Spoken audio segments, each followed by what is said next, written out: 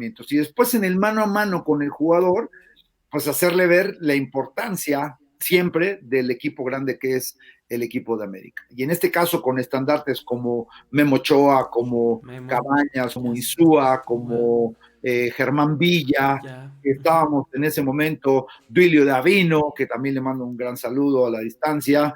Bueno, con un equipo fuerte, con un equipo que se reconoce fuerte, bueno, pues fuimos pasando las etapas y obviamente para el día de la final pues, no fue la excepción.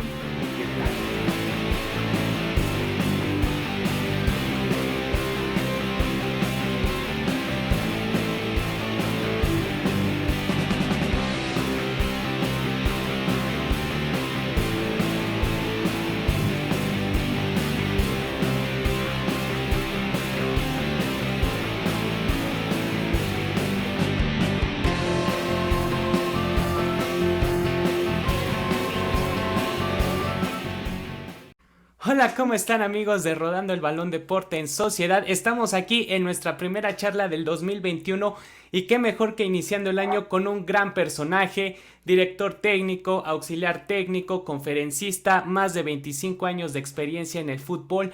Tenemos con nosotros a Fernando Huerta. ¿Cómo estás, Fer? Hola, ¿qué tal? Tocayo, muy bien, muchas gracias. Aquí listos para corresponder a la confianza de esta invitación, con mucho gusto. No, de verdad el gusto es nuestro que hayas aceptado platicar estos minutos un poco sobre fútbol, sobre tu trayectoria y recordarle a la gente que nos está viendo pues que puede participar, mandar sus dudas, sus preguntas sin ningún problema. Estamos a través del Facebook de Rodando el Balón, www.facebook Rodando el Balón. Ahí nos pueden encontrar sin ningún problema. ¿Cómo has estado, Fer? ¿Qué tal te ha iniciado el año? Muy bien, muchas gracias, muy optimista, con muchas ganas de compartir toda esta información con la gente, con los aficionados y sobre todo con la gente que ya forma parte de nuestra comunidad de cambio, ¿no? Claro que sí, Fer. Y vamos a iniciar. ¿Tú desde pequeño te gustaba el deporte? ¿Ya tenías algún vínculo familiar en cuestión del fútbol? ¿Te gustaba? ¿Tú veías la tele y querías jugar fútbol? ¿Cómo se dio este acercamiento? Sí, bueno, de niño obviamente el fútbol siempre fue mi pasión, siempre fue ese gusto por ir detrás de ese balón, jugando en la calle con los hermanos, con los amigos, en la cuadra, en donde obviamente pues no tienes un límite con respecto a visualizar y soñar con algún día ser futbolista profesional, o sea, el límite solamente te lo ponías tú y bueno, pues compartir en la calle, en las canchas de tierra, poniendo tus porterías con piedras, obviamente para poder tener ese espacio y bueno, sorteando los coches, obviamente porque los coches siempre que pasaban por la calle te daban la oportunidad de siempre tener ese reflejo de poner atención alrededor. Y nada, después va pasando el tiempo y te vas enrolando precisamente en esa visión y obviamente el primero que tiene la oportunidad de llegar a un equipo profesional en Fuerzas Básicas del Atlante fue mi hermano, José María, y posteriormente, bueno, pues yo ya me fui enrolando en este tema profesional, jugando en las Fuerzas Básicas de Necaxa, de Atlante, de Nesa en su momento, que después se transformó en Potros Nesa. Y bueno, pues esa es la historia desde el punto de vista futbolístico, porque si bien es cierto que soy un jugador profesional en retiro, no tuve la posibilidad de debutar, pero después de decidirme a continuar mi carrera como dentro del fútbol, fue como director técnico, ¿no? Claro, y tú desde que estabas en Fuerzas Básicas, en Necaxa, Nesa, tú, digo, visualizabas esta parte de la dirección técnica, te llamaba la atención, pues, un poco de sistemas de juego, formaciones, cuando estabas ahí. Fíjate que no, realmente yo lo jugaba, es jugar al Claro. fútbol, desconocía los principios, los conceptos propios del juego, sin embargo siempre vas a recordar a ese profesor que te indicaba que qué tenías que hacer en el terreno de juego, sin darte más explicaciones, te decía que tú tenías que hacer una cobertura, que tenías que hacer un pressing, que tenías que marcar, en mi caso, que era defensa central, marcar al hombre más adelantado por el centro. En ese momento se jugaba libre y Ok. stopper. Y nada, aprendes a tener ese conocimiento del juego a partir de estar dentro de la cancha, ¿no? Claro, ¿y te quedó la espinita de no haber debutado? Fíjate que al principio sí, te debo de reconocer que era un sueño que tenía de debutar. De hecho, hay una anécdota de que solamente tengo muy pocas fotos en los estadios, porque viste que Claro. en la reserva profesional en su momento tú ibas a todos los estadios de todos los Sí. equipos profesionales y jugabas antes. Entonces yo siempre tuve la visión de jugar en primera y yo veía que todos mis compañeros se tomaban fotos en todos los estadios, en todas las canchas, y yo les decía, no, yo me los voy a tomar cuando llegue a primera, no, yo me los voy a tomar cuando llegue a primera, y no disfruté ese momento porque yo sí realmente quería llegar a primera, y tengo muy pocas fotos, entonces mis amigos de repente me dicen, bueno, pues nada más tienes una foto, dos fotos, sí, pero bueno, ese sentimiento de estar ahí, pues no te lo quita nadie, uno, y dos, pues sí, mi sueño en ese momento cuando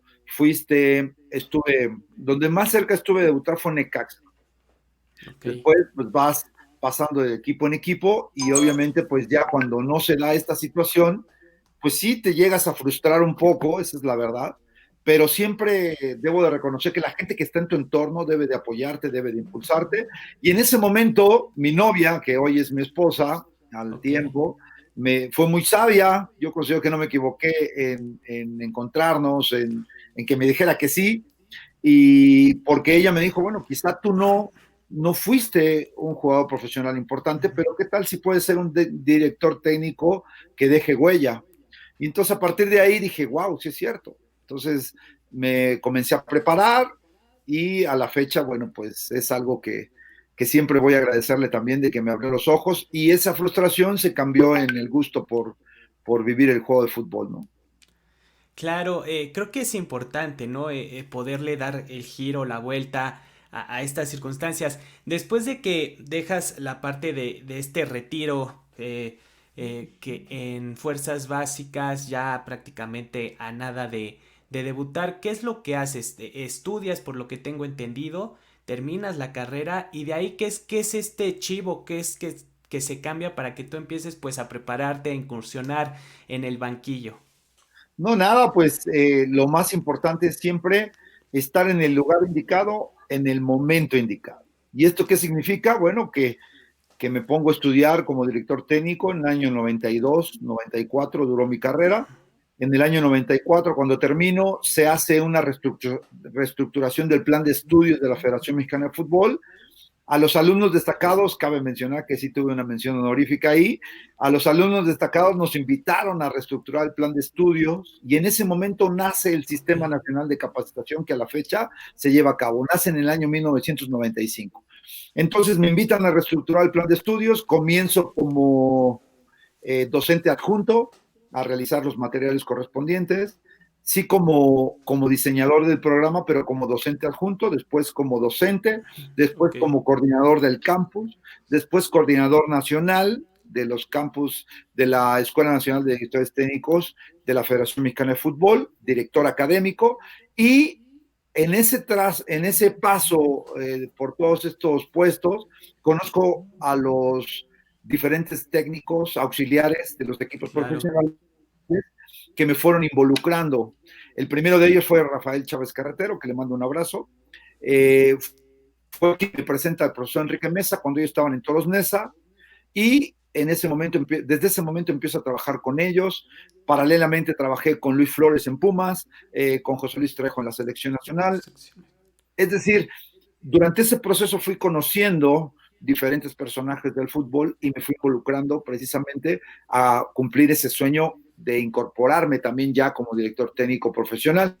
El ser docente me abrió esa pauta para poder yo conocer a estos personajes, ser maestro de muchos de ellos, a la claro. fecha están dirigiendo en el fútbol profesional y obviamente conforme fue pasando el tiempo, pues fui ya reconociendo cada una de las instancias, primero como analista y Ujú. después como auxiliar de cancha de muchos directores técnicos y de muchos equipos importantes en México y fuera de México también.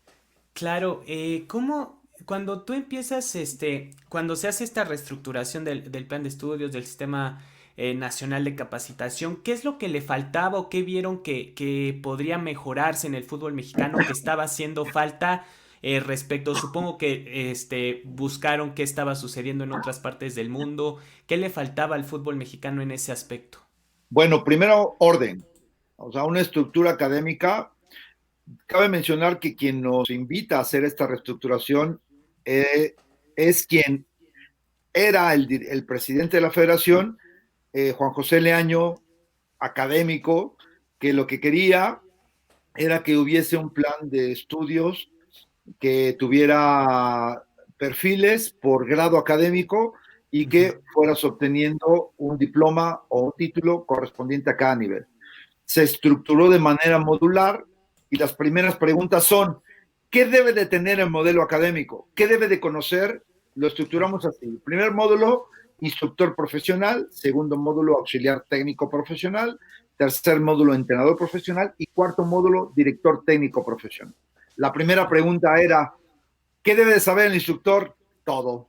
¿Qué debe saber el auxiliar técnico? Todo. Todo. Bueno, entonces estructuramos una tópicos de aplicación específica para cada uno de esos niveles, pero secuenciales, de tal manera que el director técnico pudiera pasar por los 4 módulos y obtener la información correspondiente. ¿Qué pasa si el instructor, después de los primeros 6 meses, decide salirse del curso? Bueno, pues va a tener ese documento como instructor, pero después podía retomar su carrera, porque viste que en muchas ocasiones Sí, claro. algunas ocasiones es por el tema económico, por trabajo, y entonces se instrumentó esa manera de poder preparar a los directores técnicos. Entonces, tópicos secuenciales que tuviesen una correlación en lo futbolístico, en lo pedagógico, en lo psicológico, en lo metodológico y sobre todo en lo médico.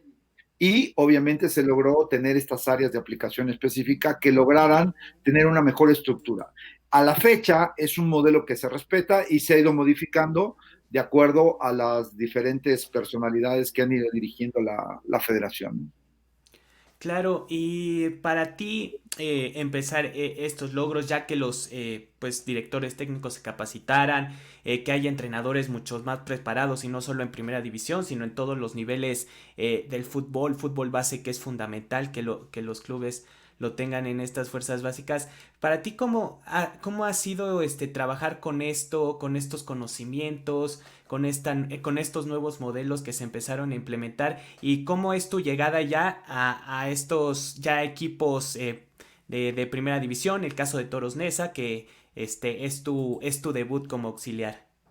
Sí, mira, es impresionante. A mí me apasiona hablar de esto porque al final de cuentas, cuando tú tienes un propósito, una visión y después se convierte en una misión, es Ujú. impresionante. ¿Por qué en una misión? Porque obviamente el conocimiento expande, te hace crecer.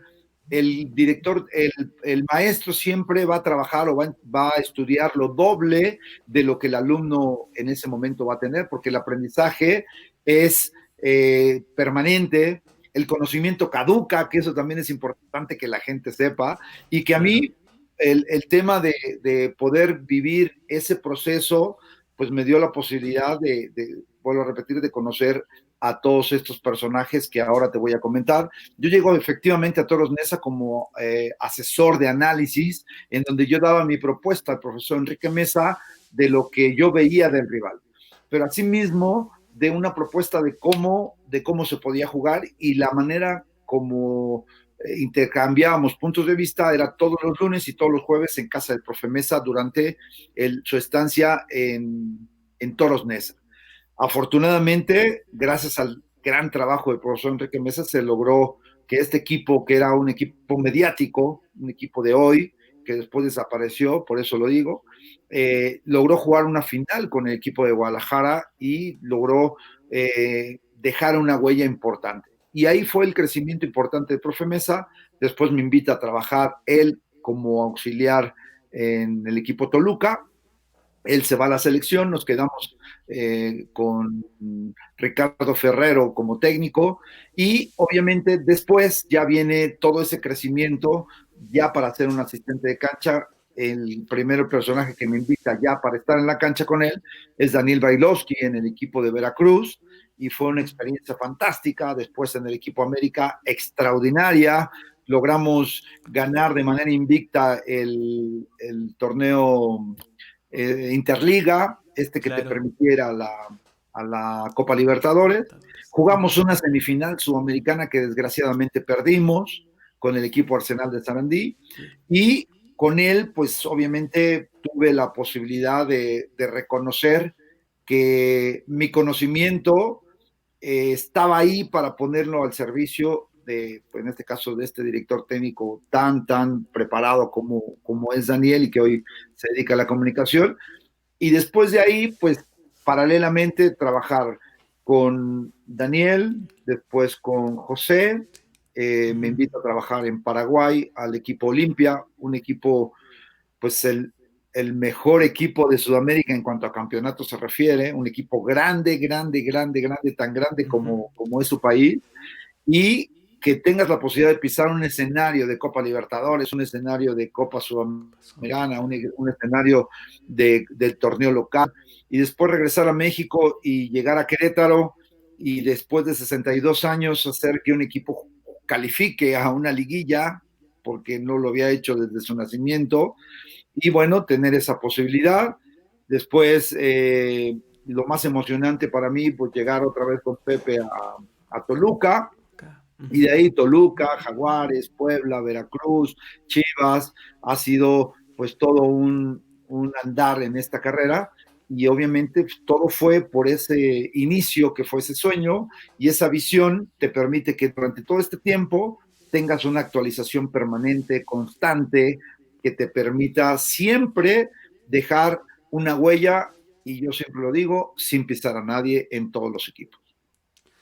Como debe de ser, profe, eh, pasaste por muchos equipos en etapas muy importantes o muy características, principalmente la de Toluca. ¿Cómo fue trabajar en ese equipo de los Diablos Rojos? Porque al final tenían era un gran equipo, jugadores con una calidad impresionante, pero más allá de los secretos, ¿cómo era trabajar para que se pudieran obtener esos títulos del fútbol mexicano? Para que ese Toluca fuera espectacular en su juego, muy solvente, muy contundente, que al final de cuentas, pues obviamente el premio al esfuerzo fueron esos títulos. No, primero, lo más importante es el conocimiento del profe Mesa, que para mí es un gran ejemplo en cuanto al trabajo en equipo.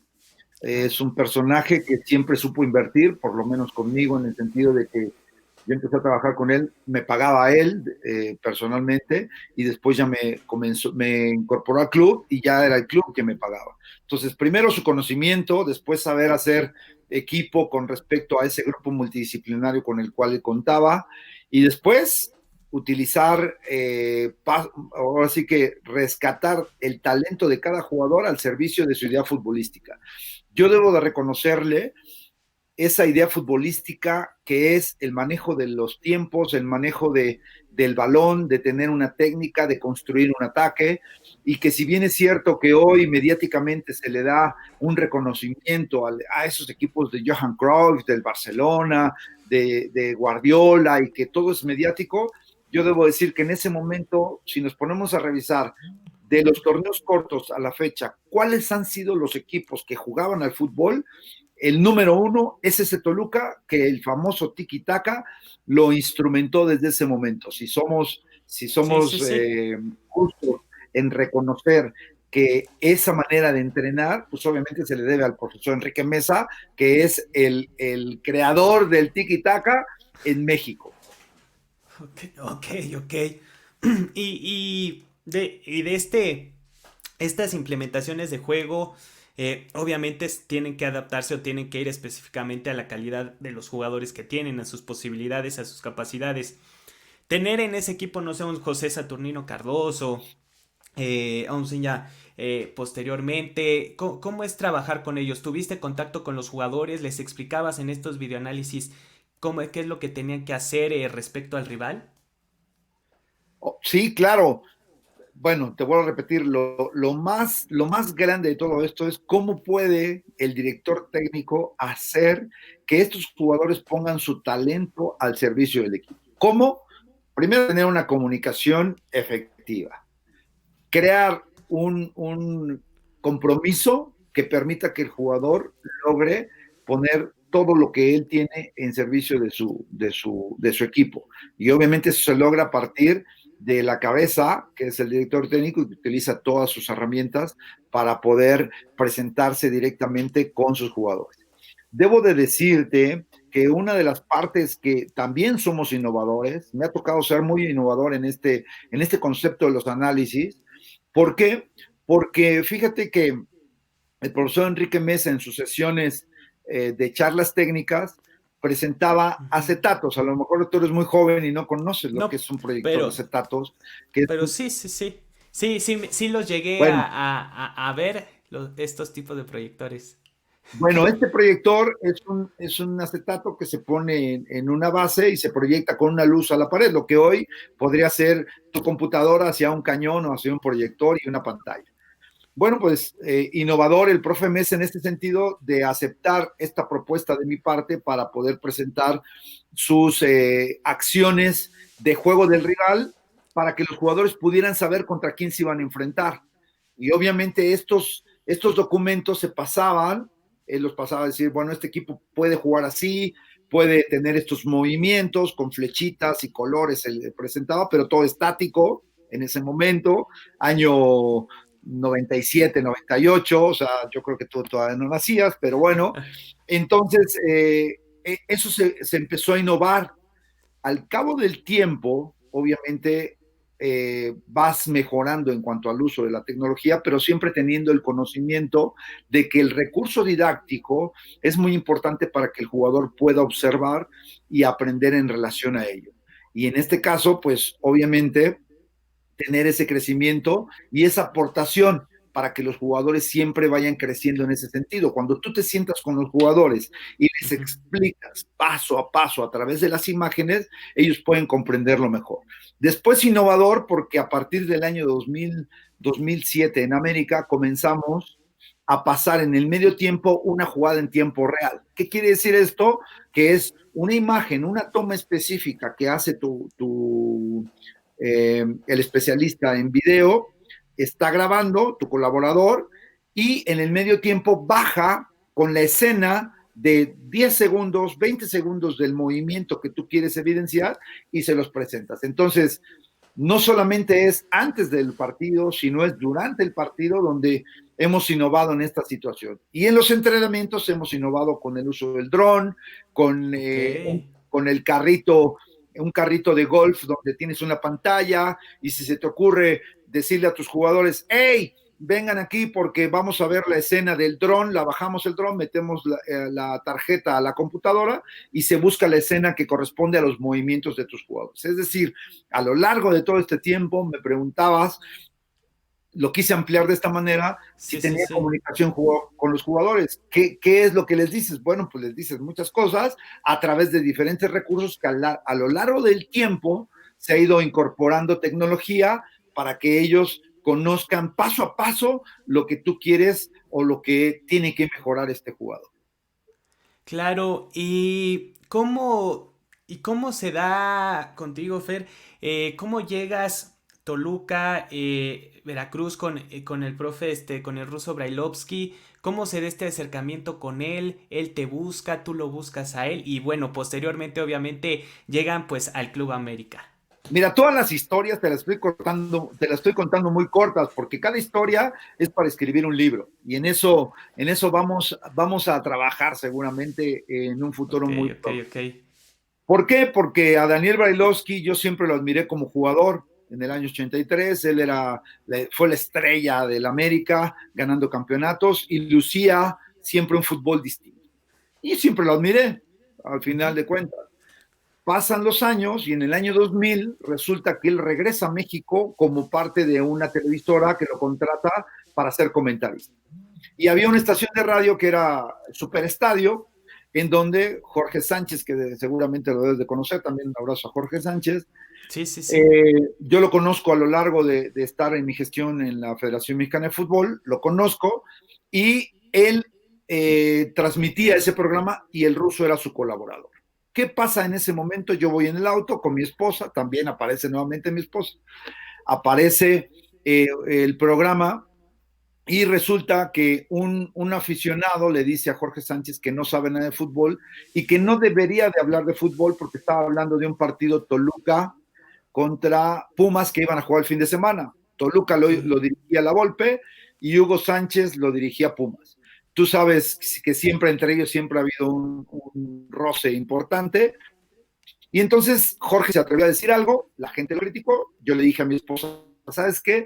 Le voy a preparar un análisis a Jorge para que el día de mañana lo presente en el programa y que pues hable en relación a esto.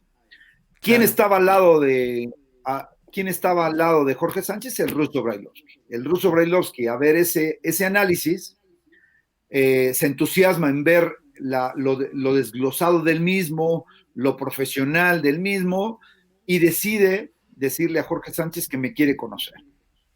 Y entonces lo conozco a través de un informe, vamos a un desayuno y a partir de ese momento platicamos y me dice, en el momento que yo vaya a ser auxiliar, ¿te gustaría ser mi técnico, perdón? ¿Te gustaría ser mi auxiliar? Y le dije, por supuesto. Y así nació mi relación con Daniel.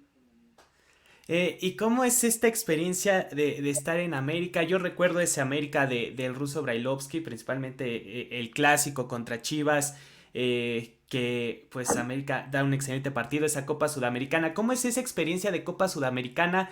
¿Cómo trabajar con los jugadores en un torneo que es muy complicado, es un roce sudamericano y pues llegar hasta la instancia final contra con el Arsenal de Sarandí y bueno, a la postre no se consigue el título, pero cómo es esa experiencia para ti? Es impresionante, inolvidable. Primero, cuando llegas a un equipo tan grande como América, lo primero que te hacen sentir es que llegaste a la América. Eso es lo primero. Te dicen, ¿sabes qué, mi querido Fer? Llegaste a la América. Somos un equipo grande de la cabeza a los pies. Te hacen un recorrido por las instalaciones, te muestran los trofeos, te dicen lo que sienten los grandes y obviamente, pues también en ese momento te conviertes en un personaje que cree y siente en los colores de la América. Después, obviamente, yo te digo honestamente, el profesionalismo, eh, el conocimiento de Daniel en el sentido de reconocer las habilidades y capacidades de la gente de su entorno, pues nos permite sentirnos muy cómodos, mi querido Fer, porque obviamente él, pues dice, Fer, tú vas a ser mi mano derecha, tenemos que hacer esto, todas las decisiones se toman en conjunto, los entrenamientos se preparan en conjunto, con Carlos García Paredes, que era el preparador físico nuestro, con José Enrique Vaca, que era nuestro otro colaborador. Nos juntábamos para poder diseñar los entrenamientos y después en el mano a mano con el jugador, pues hacerle ver la importancia siempre del equipo grande que es el equipo de América. Y en este caso con estandartes como Memo Ochoa, como Memo, Cabañas, como ya, Insúa, wow, como Germán Villa, ya. estábamos en ese momento, Duilio Davino, que también le mando un gran saludo a la distancia. Bueno, con un equipo fuerte, con un equipo que se reconoce fuerte, bueno, pues fuimos pasando las etapas y obviamente para el día de la final pues, no fue la excepción, detalles específicos en donde, de acuerdo también a mi especialidad, hicimos hacer un video, primero, de todo lo que era Arsenal de Sarandí, eh, su fe de bautismo, dónde nacieron, So, todo, todo. todos los Ok. detalles, cómo plantea los partidos el director técnico Alfaro, todo investigamos y se le entregó a los jugadores ese video. En ese tiempo era un DVD donde vienen las acciones a la ofensiva, a la defensiva, todo bien desglosado. ¿Cuál es la situación? Bueno, que pues obviamente llegamos al Estadio Azteca, perdemos 3-2, Ujú. nos meten 2 goles como lo habíamos presupuestado, que no deberían de meternos un gol, 2 goles en saque de meta. Fuimos a Argentina, seguimos preparando a nuestros jugadores y obviamente pues nosotros no perdimos en el marcador global, perdimos por el gol de visitante. Entonces, Así como ellos es. metieron dos, entonces por tres, perdón, y nosotros metimos dos, por eso ellos se llevaron la copa. Pero es muy emocionante porque tienes la posibilidad de compartir en diferentes escenarios donde ves, por ejemplo, nos tocó jugar contra Millonarios en Colombia, Ujú. un equipo grande también, donde cada vez que llegas al estadio tiembla cuando la gente se mueve y si va perdiendo te tira monedas y también tienes que estar atento. Es toda una experiencia, pero obviamente se vive, se vive con mucha emoción, pero se trabaja con mucho profesionalismo y sobre todo con mucha pasión. Eh, Desde tu perspectiva, ¿se pudo sacar esa victoria en Sudamericana? El hubiera no existe, pero bueno, haciendo el análisis, ¿qué se pudo haber modificado? No lo sé, ya con tantos años después. Mira, nosotros hicimos un trabajo psicológico importante donde después de perder 3-2, Daniel y Ujú, yo nos juntamos y dijimos, ¿qué podemos hacer? Se nos ocurrió el poder en el viaje, porque jugamos nosotros el 5 de diciembre, jugamos la final allá en ujú. Argentina y antes jugamos aquí en México. Lo que hicimos fue solicitar a nuestros colaboradores que nos hicieran un periódico, escucha, un periódico del día 6 de diciembre, que dijera, Ok. América campeón sudamericano ganando 3-0. Hicimos que Cabañas, ante un efecto, eso lo hizo mi cuñada, que en paz descanse, nos Ok. hiciera una imagen con el trofeo de Cabañas levantando la Copa Sudamericana. Bueno, ese periódico vino como respuesta a que el día después de que perdimos 3-2, la prensa, el periódico Esto y el Récord en su momento descalificaron totalmente nuestra participación. ¿Qué quisimos hacer? Decía una de las encabezados, América nuevamente deja ir la copa. O sea, ya la dejó ir, ya se fue, ¿no? Ujú. Entonces nosotros pusimos títulos, por ejemplo, como decía América campeón sudamericana, así se pudo, ¿no? 3-0. Otro decía, no llores por mí Argentina, ¿verdad? América campeón sudamericano. Bueno, eso se les presentó a los jugadores y se les puso en un mantel, cuando llegamos a Argentina, se les puso en un mantel en su lugar donde ellos se sentaban. Los Claro. jugadores lo vieron y dijeron, wow, teníamos que ganar 3-0 para evitar cualquier situación como la que pasó. Faltaban 5 minutos para que acabara el partido y íbamos ganando 2-0. Con 2-0 quedábamos campeones, Ujú. pero sabíamos que en cualquier error podría pasar lo que pasó y obviamente pues pasó, porque en el minuto 85 entra el jugador con el balón y nuestros jugadores, si tú ves, si la gente ve ese partido, parece como una película americana, ¿no? Donde entra el jugador con el balón, Y todos se un quedan. jugador se quita, el otro no lo quita, y entonces todos como que lo dejan pasar y ¡pam! Cruza el balón y le metieron gol a Ochoa y ahí terminó todo porque ya no se pudo jugar. Cuando íbamos a las habitaciones de los jugadores antes del partido, ya todos tenían ese mantelito que les habíamos puesto como parte de visualización, lo tenían en su espejo de su baño, ¿viste? Para que Ujú. ellos pudiesen ver. El efecto se logró, pero nosotros necesitábamos meter tres. Metimos dos y nos quedamos muy cerca de poder ganar ese campeonato. Entonces, sí es un trabajo. Yo siempre he dicho que la metodología que se trabaja siempre es la que los jugadores la van a llevar a cabo. Y tengo una frase que dice, el director técnico pone, el jugador dispone, llega el rival, lo compone o lo descompone. Claro, claro que sí, profe. Y vamos a ver de los comentarios que nos están llegando. Humberto García nos dice, excelentes pláticas del profe. Por supuesto que sí, Humberto, muchas gracias por vernos. También Ale Huerta nos dice super historia, que la cuente completa. Esa Gracias, es mi hija. Ale. Gracias, Ale, por vernos. Y Humberto García también nos pregunta, ¿cómo fue la experiencia de trabajar con el glorioso Cruz Azul en la Copa Libertadores 2001? ¿Cuál era su función con el profe José Luis Trejo? Eso fue grandioso también, eso fue grandioso, grandioso, grandioso, porque haber conocido al profe José Luis Trejo también fue siempre buscar ese, primero te digo cómo lo conozco, porque lo A ver. conozco a partir de que él llega a Necaxa como Ujú. director deportivo. Justo yo termino la carrera de director técnico y él llegaba de Alemania. Y ese muchacho atrevido, Fernando Huerta, va a Necaxa y pide hablar con José Luis Trejo, no me conocía.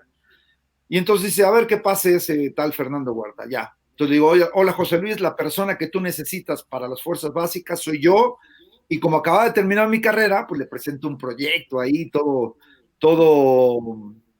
propositivo, y me dice, wow, está muy bien, ve a la escuelita, te van a dar un equipo. Es decir, me mandó a un equipo de escuelita y dije, bueno, traté de siempre de mostrar mi profesionalismo, preparando mis sesiones y demás, y después me tuve que ir por irme a la federación. Me fui, le di las gracias a José Luis Trejo. ¿Y cuál es la situación de que después él llega a la selección nacional como director de selecciones nacionales? Nacionales. Lo vuelvo a encontrar, le da mucho gusto, me deja como auxiliar de la sub-17, esa es otra historia, y después se va de la federación y se va a Toros Neza como técnico. Después Ok. de Toros Neza lo llaman a Cruz Azul y en Cruz Azul es donde vuelvo a encontrarlo para presentarle precisamente lo que yo venía haciendo de los análisis. Entonces yo trabajo en la Copa Libertadores con él, haciendo todos los análisis del rival, los análisis de su equipo y dándole propuestas siempre para enfrentar estos juegos. Y se vive de manera distinta porque el estar en una Copa Libertadores es impresionante. Ganarle a Claro. River, a Rosario, a Boca en su cancha, pues fue impresionante. Y esa experiencia es también preparar los acetatos. A mi hija le da mucha risa cuando yo hablo de los acetatos porque me dice, papá, son diapositivas. Bueno, son acetatos para mí, a mí se me quedó eso porque yo, por ejemplo, yo preparaba 10 acetatos para cada partido.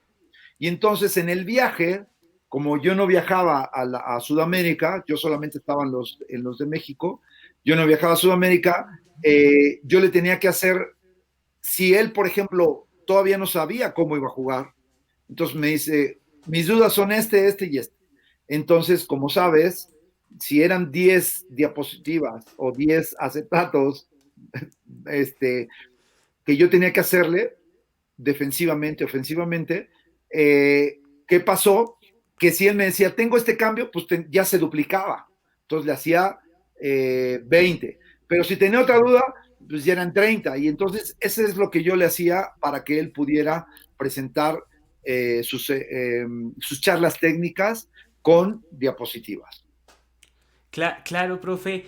Y de ahí ha cambiado mucho la tecnología. Existe N cantidad de programas que miden rendimiento, condición física.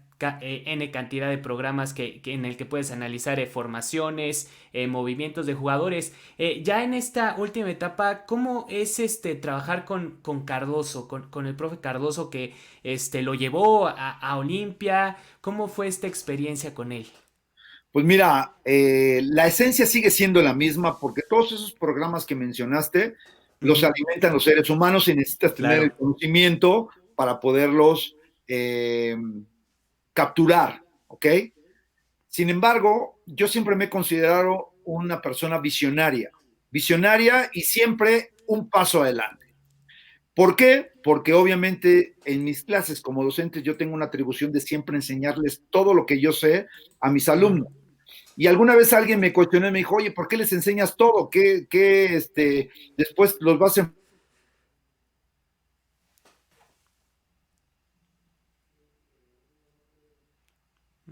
Ahí tuvimos algunos problemillas. Se nos quedó pasmado el profe. A ver si ahorita lo podemos recuperar. Profe. A ver.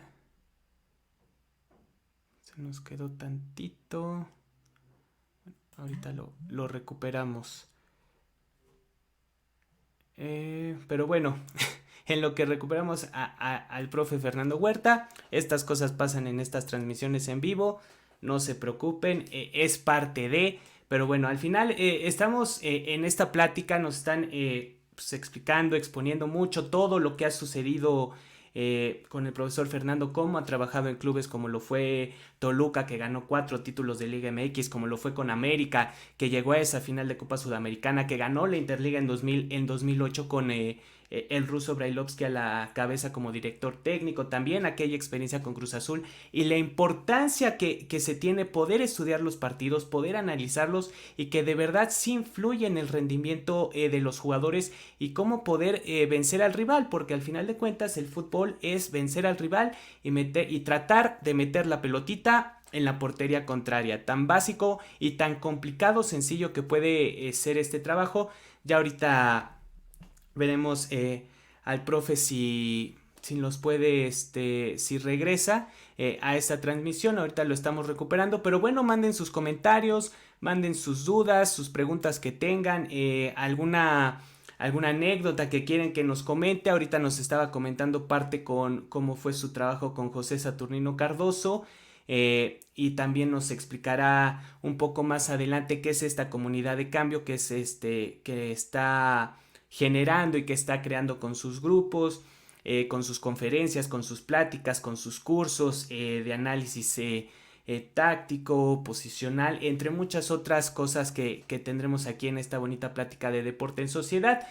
Y pues antes que nada, recordarles que pueden darle like a la página, también pueden suscribirse al canal de YouTube. Esta charla la podrán encontrar el jueves, ya la podrán disfrutar a través de Spotify y a través del canal de YouTube de Rodando el Balón. Ahí la podrán encontrar sin ningún problema. Y la siguiente semana pues ya tendremos a un nuevo invitado y también regresará el podcast. No se preocupen, ya ahorita estamos teniendo una falla técnica.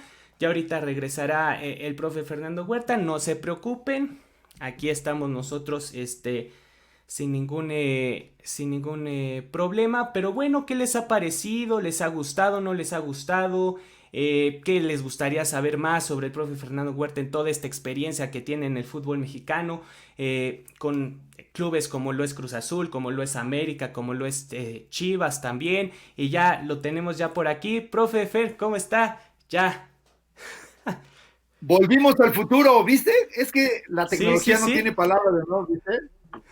Sí, no, justo es lo que les estaba comentando, que, o sea, es una transmisión en vivo, las fallas pueden suceder y pues simplemente sin ningún problema, aquí seguimos, profe, y pues estaba comentando esta parte de su paso, de su acompañamiento con José Saturnino Cardoso. Sí, pues no, te decía que el uso de la tecnología se ha ido incorporando a lo largo del tiempo. Yo, por ejemplo, como docente, siempre busqué tener lo actual, lo vigente, darle todo a mis alumnos. Y alguien me decía, oye, ¿por qué les enseñas todo? Bueno, porque yo ya estoy pensando en el siguiente paso. Y eso es algo que a mí me queda muy claro, que para poder ser un líder necesitas siempre marcar la ruta que debe de seguir tu acompañante. Y en este caso, nosotros como líderes lo que buscamos siempre es que todos los que te acompañan cumplan sus sueños. Y obviamente eso es lo que a mí me ha permitido siempre ir ese paso adelante. Después de América llego a Olimpia, haciendo esa jugada precisa en el medio tiempo, con tecnología, y obviamente fue algo fantástico porque es un lugar donde pues la verdad no había nada de esto y sí llegamos a mostrar una nueva idea a toda esta gente. Inclusive la gente creía que era la camarita que hacía todo porque nos fue muy bien, empezamos a ganar un clásico, como decías, el clásico de América Guadalajara, ese que te recordaste. Sí. Era Olimpia contra Cerro Porteño, Ujú. se ganó y a partir de ahí, como todo es mediático, empiezan a preguntar, ¿y el mexicano? ¿Y el mexicano? ¿Y el mexicano? ¿Qué hace el mexicano? Pues ese mexicano, pues lo único que hacía es llevar una metodología a través del uso de la tecnología. Entonces, se ha ido incorporando y a partir del 2007 a la fecha, yo he seguido haciendo con diferente tecnología, pero siempre con la esencia artesanal de la jugada precisa en el medio tiempo. Y después le incorporamos el dron en Puebla, incorporamos el carrito de golf para poner la pantalla, conectarle el USB y poderle pasar a los jugadores antes del entrenamiento escenas de lo que vamos a trabajar, escenas de cómo juega el rival, situaciones defensivas, ofensivas que nos van a permitir neutralizar al rival y vulnerarlo. Y asimismo, después del entrenamiento, cuando los jugadores están estirando, presentarles alguna escena de lo que fue el entrenamiento también para mejorar. Y obviamente, conjuntamente con el preparador físico que se encarga de los seguidores de rendimiento que ahora son digitales, ya puedes saber cuánto corrió, si no corrió, si trabajó con intensidad y cuáles son cuál es el rendimiento de tus jugadores. Hoy lo puedes complementar, pero jamás ninguno de esos datos será suficiente para el ojo humano del director técnico. Claro que sí, profe. Aquí también nos están llegando otros comentarios. Euclides Masco Quispe nos dice: un gran profesional desde Arequipa, Perú. Mis saludos a un profesor orientador, educador, para sacar nuevos valores en la dirección técnica del fútbol. Wow, Euclides, un saludo hasta Perú, digno representante de la comunidad de cambio. Muchas gracias por tu comentario, Euclides. Y ahora, profe, nos vamos un poco más hacia abajo. ¿Cuál es la importancia que se debe tener en el trabajo con el fútbol base? Con aquellos chicos que apenas están iniciando, que apenas están aprendiendo o siguen este proceso todavía de crecimiento en el fútbol. ¿Cuál es la importancia que le deben de dar y que se les debe dar para que en un momento dado lleguen a una primera división o sigan con su vida deportiva, posiblemente no profesional? Bueno, toda la importancia, mi querido Fer, porque precisamente tenemos un curso que se llama De Regreso a las Bases, que invitamos a toda tu audiencia y a toda la gente que después ve este video. El curso de Regreso a las Bases te permite establecer de punto de partida, fíjate bien, un plan rector futbolístico. ¿Cómo te suena esto? Que sea algo muy similar a lo que es el programa académico de la Secretaría de Educación Pública, que te permita poder observar el grado de conocimiento que debe tener un niño y el grado de conocimiento que ese niño a lo largo de un proceso pueda lograr hacer desde el punto de vista profesional. No todos los jugadores, esta es una sentencia muy importante que todos deben de saber, no todos los jugadores llegarán a ser jugadores profesionales, pero todos los jugadores seguramente serán grandes seres humanos futbolistas. Eso es muy importante, un juego de palabras. No todos llegarán, pero los que sí estoy convencido que llegarán serán grandes seres humanos futbolistas, porque seguirán jugando a fútbol, pero son los padres de familia, son los hijos, son los esposos, son los profesionales o los profesionistas que se convierten en profesionales que van a siempre dejar huella en el lugar donde estén. Esa es nuestra misión en el proceso formativo, que logres, que todos los entrenadores logren que sus jugadores tengan la visión de tener una disciplina a través del deporte, pero que también, de acuerdo a sus características, de acuerdo a su competencia, tengan una preparación integral, no solamente en lo futbolístico, que te den todos los elementos para que tengas disciplina, orden, respeto, una suma de valores para que cuando tú vayas ascendiendo, sepas reconocer el momento para poder decidir continuar o cambiar de giro, que eso es algo muy importante. Y la labor del director técnico es precisamente no descalificar al jugador.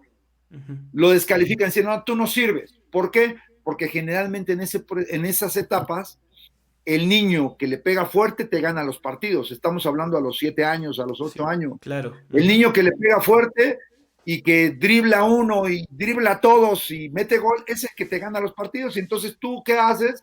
Levantas tu trofeo y decir, gané. ni siquiera ganamos, gané. Y Ajá. cuando ellos pierden, perdieron. Entonces, lo que tenemos que cambiar es la forma de interpretar que el proceso formativo es precisamente no para ver la semilla hoy. La semilla a lo mejor no te tocará verla, pero tendrás que lograr que tus jugadores sean grandes seres humanos primeramente y después jugadores o deportistas como tú lo mencionaste. Entonces, la suma de conocimientos a través de un proceso es lo que te va a permitir de manera tangible saber que los jugadores efectivamente tuvieron que pasar un tiempo determinado para aprender. Aprender es hacer mía las cosas para poderlas aplicar. Y obviamente ahí, para mí es un embudo. Las escuelas de fútbol es la base de una pirámide, por ejemplo, y conforme vas ascendiendo son los menos los que van a llegar a ser jugadores profesionales. ¿Qué pasa con los más? Es lo que te decía. Claro. Entonces, como tú los formaste muy bien, con valores, con reglamentos o con acuerdos, y sobre todo dándoles una preparación integral, vas a lograr que incidan sobre el fútbol primeramente y después sobre su carrera como profesionista. El que llegue a ser jugador profesional tendrá las bases suficientes para representar al equipo que le corresponda estar y después que sea un proceso que en el fútbol mexicano, porque todo el mundo dice, no, es que el quinto partido. El quinto partido puede ser obra de la casualidad, obra de muchas cosas, pero la cultura y el proceso nos llevarán a tener una secuencia y tener jugadores más completos. Para mí, lo que falta no es el quinto partido, es el proceso que se rompe precisamente cuando no se tiene una secuencia. Y en estas secuencias, bueno, siguiendo con este tema, ¿cuál es el perfil del jugador que debe llegar o al menos con el que a ti, Fer, te gusta trabajar? ¿Es un jugador que debe entender lo que está haciendo dentro del terreno de juego para tomar mejores decisiones o debe ser mejor físicamente? Porque bueno, el fútbol ha evolucionado, ha cambiado ya en la actualidad. Vemos partidos que pueden ser mucho más rápidos. Ya no vemos tantos jugadores creativos o que hagan cosas diferentes, pero ya todos tienen que trabajar para el equipo. Mira, para mí, yo conceptualizo al jugador de la siguiente Ujú. manera. Para mí, el jugador inteligente, yo necesito jugadores inteligentes, ¿ok? Ok, ok, No solamente es el que tira la pelota al ángulo, el que hace un túnel, el que... Ese jugador no es para mí el inteligente. Para mí son ok. tres palabras. Es el que identifica, Ujú. el que interpreta y el que aplica los conceptos futbolísticos en beneficio de su equipo. Y digo que es inteligente porque Ujú. sabe leer el juego, porque vive el juego. Y hablando de inteligencia futbolística, para mí lo más importante es que tenga la inteligencia emocional, que esa es otra inteligencia con la Sí, cual no se trabaja mucho. Que claro. tenga valores y que desde el punto de vista integral se sepa comportar en ese entorno, que todo su entorno confluya para que sea el impulso, para que sea un mejor jugador. Ese es para mí el jugador que yo deseo, porque ¿qué es lo que escuchamos? Este jugador ya logró ganar futbolísticamente algo, ya se Ujú. distrajo. Este jugador ya está en la fiesta. Este jugador, entonces, para mí es integral.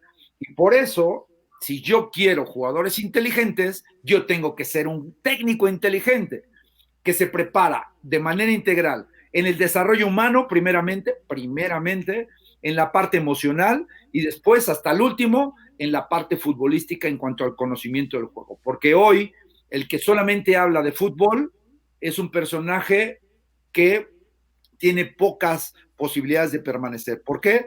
Porque hoy en día el trato con el jugador se convierte en un pilar fundamental para obtener, rescatar su mejor versión en el juego. Claro, y ahora pasamos a este tema, la comunidad de cambio. Ahorita das conferencias, das pláticas, tienes cursos, enseñas un poco de lo que es este análisis táctico. ¿Cómo te está yendo? ¿Cómo lo estás llevando, Fer, en este tema ya estas actividades que estás realizando? Mira, este es un proyecto que iniciamos en familia. en este caso Ujú. mi esposa, mi hija, que con su especialidad estudió en mercadotecnia y asimismo ha estudiado todo lo que está pasando hoy en la vanguardia en cuanto a las redes sociales se refiere. Entonces, es la que ha provocado este momento o este momentum en donde estamos y donde estamos rescatando precisamente todos los valores con los cuales iniciamos. ¿Cuáles son los valores del docente? Siempre formar para obtener un resultado en cuanto a la aplicación de los conceptos, porque si tú enseñas, no te puedes quedar solamente con que tú expresaste el conocimiento, sino lo tienes que ver reflejado en la acción, porque es Claro. diferente saber que hacer, que para mí eso es Ujú. lo más importante. Entonces, ¿cómo surge esta comunidad de cambio o este movimiento? Porque es un movimiento. Surge porque precisamente la familia me impulsa a decir, bueno, ya son 25 años, 26 años dentro de lo que es tu preparación como técnico, como persona. Es el momento de poder compartirlo con la gente, con todo regresarle al fútbol lo mucho que te dio en conocimiento, en experiencias, en vivencias, y obviamente a través de qué, pues de lo que sabes y de los dolores que puede tener la gente en el sentido de no poder entrenar a jugadores de 6 años porque no conocen lo que tienen que hacer, que les Claro. hablan como profesionales y a los profesionales les hablan como niños, entonces como que no hay una congruencia. Y ahí nace la metodología de regreso a las bases. ¿Por qué de regreso a las bases? Porque mientras más avanzas, puedes pensar y equivocarte que todo tiene que ser más complejo. Y no, todo tiene que ser más simple.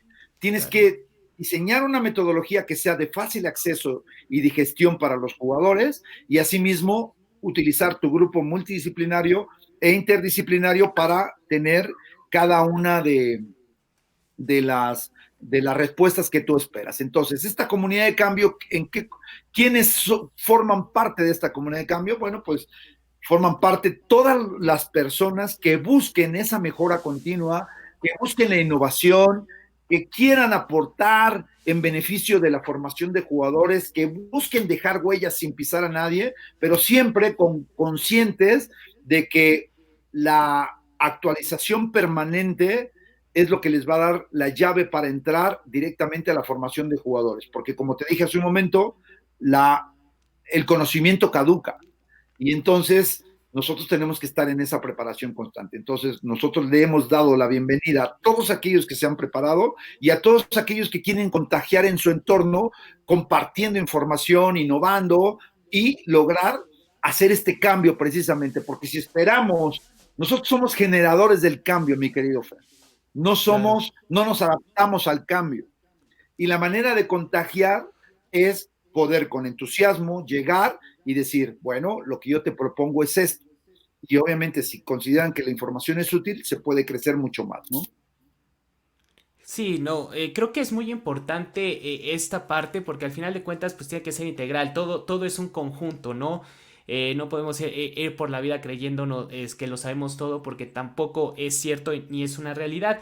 Y aquí, Fer, bueno, a ver, de estas preguntas y de estos últimos temas que salen, pues en los medios o que se dan en últimas semanas, ¿a ti qué opinión te merece esto que dicen de que el entrenador o el director técnico que llegue al fútbol mexicano no puede triunfar si antes no conoció el fútbol mexicano? Como jugador o como entrenador previamente, ¿no? El caso de directores técnicos que vienen a probar suerte aquí, que no tienen mucha experiencia, no sé, un Santiago Solari, que es el caso más sonado de que no pueden triunfar en el fútbol mexicano. ¿Qué se necesitaría para triunfar aquí en México? Bueno, lo primero es tener un grupo multidisciplinario que te permita reconocer las instancias en las cuales tú llegas. O sea, el Claro. lugar donde tú estás llegando, reconocer, conocer cuál es la idiosincrasia del futbolista mexicano, de los directivos mexicanos, de los técnicos mexicanos. Ese sería el primer punto. Pero fíjate que uno de los paradigmas más importantes que yo quisiera resaltar aquí es que independientemente del éxito que pueda tener un director técnico al llegar a México o no Ujú. tenerlo, para mí lo más importante es que la federación tuviera un filtro, para claro. poder preguntarle a ese director técnico que llegó cuáles son sus competencias a través de una evaluación. Ok. Fíjate lo que te digo. Eso tendría que ser hacer la federación en relación a lo que otros países están haciendo. Tú quieres ir a Europa Ujú. y, porque ya me invitaron a ir a dirigir Europa, pero ¿qué crees? Como no tengo la licencia pro, no puedo Puedes dirigir allá, dirigir. porque la Claro. sociedad de Europa dijo, vamos a darle prioridad a nuestros connacionales, que es toda Europa, y obviamente tienen esa prioridad.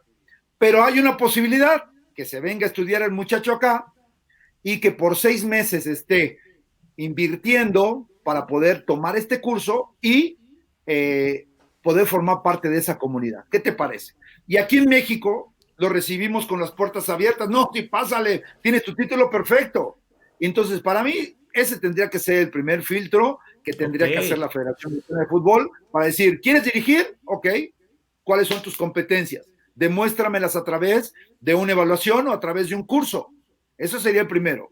Y corresponder a lo que está pasando en el mundo. No solamente Claro. tener ese acceso directo. ¿Por qué no tienen éxito muchos técnicos? ¿Y por qué a lo largo del tiempo los que fueron jugadores fueron jugadores Ujú. extranjeros en México, conocieron la idiosincrasia, reconocieron el entorno, se asociaron con los diferentes profesionales de nuestro país, por eso están teniendo éxito? Los que llegan no quiere decir que sean malos, pero si ellos tuviesen un reconocimiento primero del entorno, ponerle gente a su lado que sepa de lo que pasa en México, pues para mí es la garantía del éxito, porque tú no puedes llegar a un país con tu cuerpo técnico sin incorporar gente del país, porque va a ser como suicidarse, ¿no? Porque Sí, pues no sí. vas a tener, o sea, Sí, hay un procedimiento, pero a mí lo que más me llama la atención es por qué yo no pude dirigir en Europa una segunda división, no claro. pude irme porque no tengo ese título. Me tengo que ir a vivir allá 6 meses para poder tener esa atribución de ser recibido con los brazos abiertos. Entonces, yo creo que eso es lo primero que tendría. Cuando fui director académico en el Sistema Nacional de Capacitación, una de las Ujú. propuestas era esa. A ver, ya llegó el técnico, ¿dónde estás? Primero hay que ver si el título es legal, ¿no? Eso es lo Ujú. primero que se tuvo que investigar y ya cuando hablas con la federación y dices, sí, sí es legal, perfecto. Pero después, ¿qué sigue? ¿Por qué no lo evalúas? ¿Por qué no lo haces pasar por un proceso de conocimiento del juego de México para poder saber si tiene la competencia o no? Lo que pasa es que obviamente los intereses son muy altos y obviamente pues no se realiza, ¿no? Yo invitaría a que fuera ese espacio y que corresponda a lo que estamos viviendo nosotros también, ¿no? Sí, claro, creo que es importante, es una propuesta muy interesante, al final de cuentas sí, allá en Europa se requiere la licencia UEFA Pro para poder dirigir definitivamente y sí, creo que es una propuesta interesante como este filtro de calidad, ¿no? Para aquellos entrenadores que quieran probar suerte aquí en México. Fer, ya estamos llegando al final de esta charla, cuéntanos qué depara el futuro para Fernando Huerta, lo volveremos a ver en un banquillo en el fútbol mexicano, seguirán los cursos, seguirá la preparación. Mira, hoy con la tecnología estamos apostando a este proyecto de continuar, independientemente de ir a un banquillo, que sí, obviamente es el sueño de regresar precisamente y aportar todo este conocimiento también a las nuevas generaciones de futbolistas, de equipos profesionales. Sí, pero ahora estamos en la intención de hacer crecer esta comunidad de cambio, porque me faltó mencionarte que es para jugadores en activo, Ujú. para jugadores en retiro, no exjugadores, porque también ahí hay que tener una terminología correcta, porque el exjugador ya no existe, ya no está en este mundo, el jugador en retiro sí existe, Este, pero es como si yo fuera ingeniero, soy un ex ingeniero, no, ingeniero voy a ser siempre, siempre, estoy en sí, retiro, nada más, pero es un juego de palabras. Para claro. directivos, escucha, porque hemos tenido directivos acá en nuestros cursos, para periodistas, y cuyo objetivo es despertar esa chispa para que ellos se preparen de manera continua. Entonces, el sueño es continuar, seguir aportando y obviamente lograr que ese cambio se genere a partir de la acción.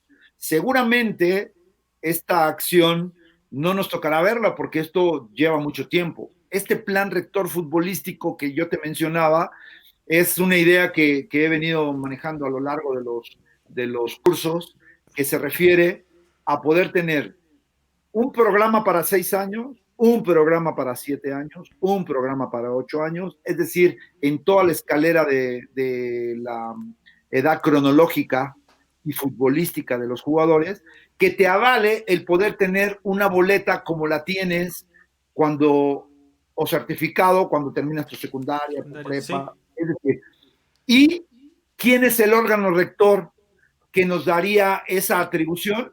Pues obviamente el órgano rector del fútbol mexicano sería la Federación Mexicana de Federación Fútbol. Mexicana de Fútbol. Y Así ese es. órgano rector es el que vaya a las escuelitas, el que vaya a las fuerzas básicas a decirles, ¿qué estás haciendo? Ok, yo te doy un aval de calidad, te certifico tu programa y sigue adelante.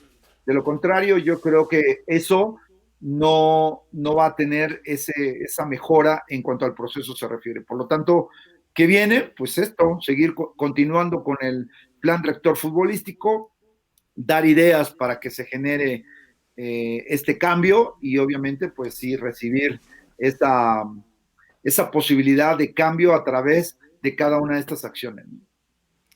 Claro que sí, Fer. Pues bueno, ya estamos ahora sí llegando al final de esta bonita charla. De verdad, ha sido todo un honor para mí, para los que nos están escuchando, tenerte con nosotros y que te hayas tomado el tiempo para platicar. No, al contrario, gracias por la invitación, un abrazo a todos tus seguidores y obviamente los invitamos a que nos sigan y que nos den propuestas también porque nosotros recibimos sus propuestas para poder hacer esta comunidad ad hoc con respecto a lo que necesita cada personaje que está ahí formando jugadores, ¿no? Así es, Fer. Pues bueno, recuerden a todos los que nos están siguiendo, recuerden seguir a Fernando Huerta en todas sus redes sociales, ahí con sus cursos que está impartiendo. También tendrás una plática hoy un poco más tarde, también para que la puedan seguir sin ningún problema. Y también a nosotros esta plática la van a poder disfrutar en nuestro canal de YouTube y en Spotify el día jueves. Ya les estaremos compartiendo el link y nos estamos escuchando y viendo la siguiente semana. A nombre de Fernando Huerta, yo soy Fernando Rodríguez. Hasta la próxima.